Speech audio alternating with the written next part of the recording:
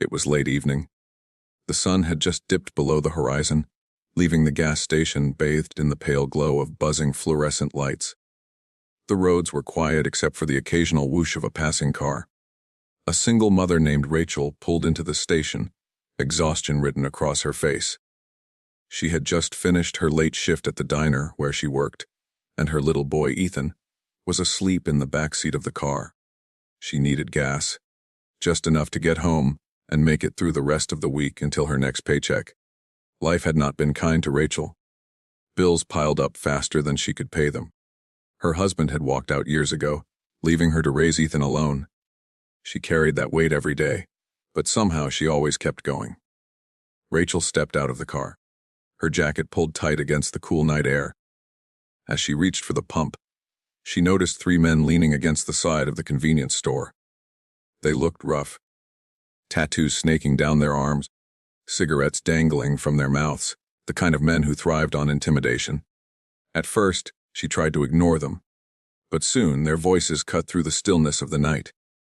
"Hey, sweetheart," one of them jeered, his tone mocking. "What's a pretty thing like you doing out here all alone?" Rachel's heart pounded. She kept her head down, trying to focus on the pump, willing them to lose interest. But the men didn't stop. Another one whistled. "Don't be shy, baby. We're just being friendly."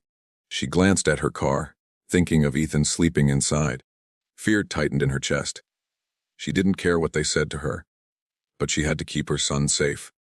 One of the men began to approach, his steps slow and deliberate. Rachel's hands trembled as she clutched the pump. "Please," she whispered under her breath, "just leave me alone." But the thug smirked, leaning closer. "What's the matter?" "You too good to talk to us." Her voice shook. "I'm not interested. Please go away." The rejection only fueled their aggression. They laughed, circling closer, their taunts growing louder, crueler. Rachel felt cornered, her pulse racing, her thoughts screaming for a way out. And then, just when the tension reached its breaking point, an unexpected rumble filled the air. From the far end of the lot, a group of bikers rolled in, their headlights cutting through the darkness. The thugs glanced over, their bravado flickering for just a moment. The bikers parked in a line, their leather vests catching the light. They were tough, looking men and women, the kind who looked like they'd seen plenty of trouble in their lives. Rachel froze, unsure whether to feel relief or more fear. But then, one of the bikers swung off his bike and strode toward her.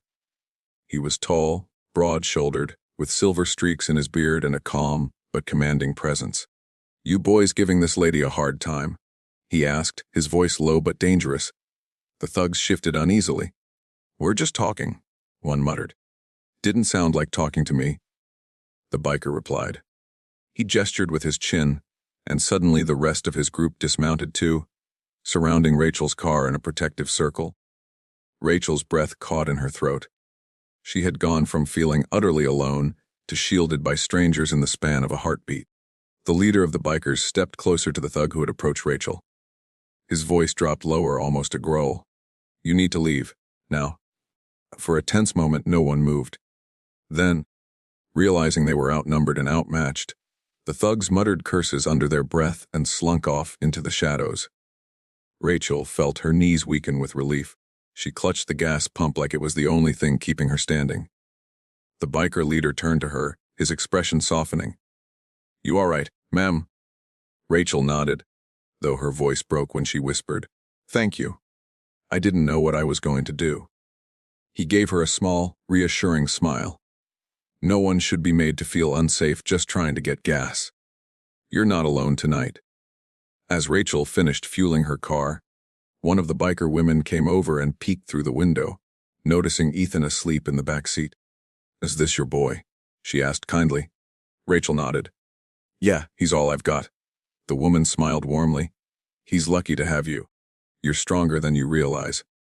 For the first time in a long while, Rachel felt seen, not just as a struggling mother, but as someone worth protecting. The bikers didn't know her story, but they didn't need to. They stood up for her simply because it was the right thing to do.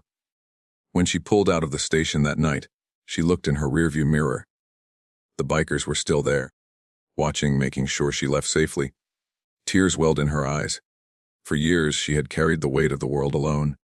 But in that moment, she realized that kindness could come from the most unexpected places, even from strangers in leather jackets on roaring motorcycles.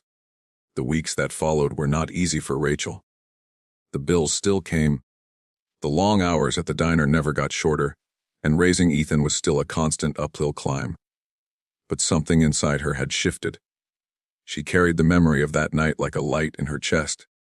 When fear or loneliness crept in, she reminded herself, there are good people in this world, people who will stand up when you need them most. And one evening, as she tucked Ethan into bed, he stirred and asked sleepily, "Mommy, were those angels on motorcycles?" Rachel smiled, tears in her eyes. "Yeah, baby, I think they were." Rachel's challenges weren't just about that night. They were about every day of her life. The constant fear of not having enough money, the endless exhaustion of being both mother and father, the silent ache of loneliness. She faced judgment, harassment, and the quiet moments of doubt when she wondered if she was strong enough. But her resolution came not in solving every problem overnight, but in realizing she wasn't truly alone, that there were people, seen and unseen, who could step in when the world tried to break her. This story isn't just about thugs and bikers. It's about kindness. It's about courage. It's about the fact that you never truly know the battles someone else is fighting, and how powerful it can be to stand up for them, even in small ways. To anyone watching this right now, if you ever feel like Rachel carrying the world on your shoulders, remember, there are angels out there. Sometimes they don't have wings.